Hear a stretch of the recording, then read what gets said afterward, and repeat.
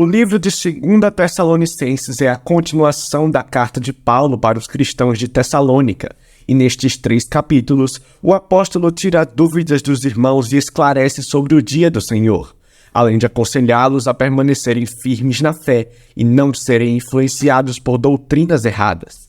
Então, assista até o final para conhecer mais sobre este livro e aprender sobre seus ensinamentos muito importantes.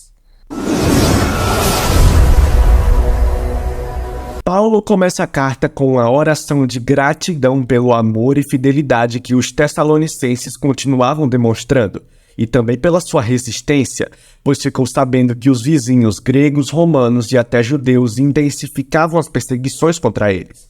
Ou seja, era uma comunidade jovem enfrentando a opressão violenta, e Paulo estava preocupado com a possibilidade de eles cederem à pressão e abandonarem Jesus. Então, o apóstolo relembra, assim como fez na primeira carta, que o sofrimento que eles experimentaram por sua associação com Jesus era uma forma de participar do reino de Deus. Cristo se tornou rei por meio do sofrimento na cruz, e seus seguidores demonstraram a vitória sobre o mundo, imitando sua paciência e resistência não violenta. Paulo também registrou que esse sofrimento não durará para sempre, pois, quando Jesus retornar, fará justiça contra aqueles que oprimiram os cristãos e derramaram o sangue de inocentes. Aqui, o autor não tenta adivinhar o destino final daqueles que rejeitam Jesus, mas afirma com certeza que, ao longo de suas vidas, essas pessoas escolheram viver longe de Cristo e, no final, terão uma separação completa de seu Criador e Rei. Essa é a tragédia definitiva para Paulo, pois escolher a distância de Jesus, que é a fonte de toda a vida e amor, é como abraçar a própria destruição. Ele conclui esse pensamento orando para que Deus utilize o sofrimento deles para promover uma profunda transformação de caráter, para que suas vidas possam trazer honra ao nome de Jesus. Em seguida, Paulo trata da confusão sobre o retorno de Jesus e o dia do Senhor. Alguém dentro da igreja de Tessalônica estava espalhando informações equivocadas em nome do apóstolo, afirmando que o ato final de justiça de Deus sobre a maldade humana, o dia do Senhor, já havia chegado, o que estava assustando muitos cristãos que pensavam na possibilidade de terem ficado para trás. E isso incomodava Paulo, pois perturbava seus ensinamentos. O retorno de Jesus nunca foi algo para causar medo, mas sim para inspirar esperança e confiança. Então ele relembra tudo o que ensinou sobre a volta de Cristo, quando esteve com eles, e faz um breve resumo.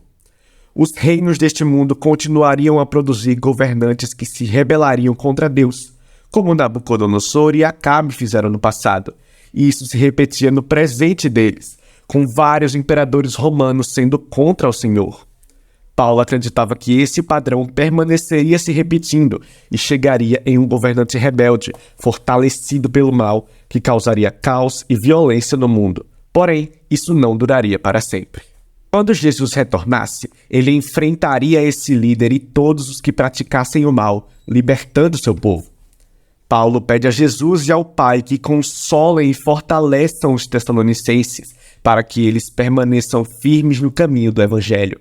E isso leva ao último tópico, um desafio para os ociosos, que não significa apenas preguiçosos, mas pessoas irresponsáveis que se recusaram a trabalhar e ganharam seu sustento levando vidas desordenadas.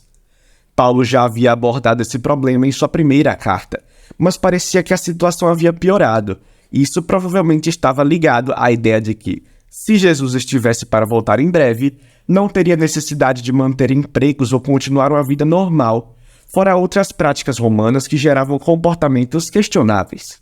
Paulo relembra o exemplo que deu quando esteve com eles. Ele não pediu dinheiro, e sim trabalhou com as próprias mãos para se sustentar, de modo a servir os tessalonicenses gratuitamente.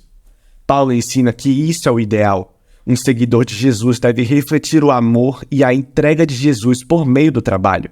Assim, poderemos sustentar a nós mesmos e beneficiar os outros. Ele termina com a oração, pedindo que, no meio da confusão e do sofrimento deles, Deus lhes conceda paz através de Jesus, o Messias. Este pequeno livro nos ensina muito sobre a antiga fé cristã no retorno de Jesus e a esperança no juízo final. Essas ideias não foram mostradas para especulações sobre o Apocalipse, mas para oferecer esperança. Elas inspiram fé e dedicação a Jesus, especialmente para os cristãos que enfrentam a oposição violenta. Para gerações futuras de cristãos, sob perseguição ou não, esta carta lembra aquilo em que depositamos nossa esperança, molda a maneira como vivemos. E é isso que se trata da segunda carta aos Tessalonicenses. E assim, terminamos este vídeo. Que você tenha aprendido mais, que o Senhor te abençoe e tchau!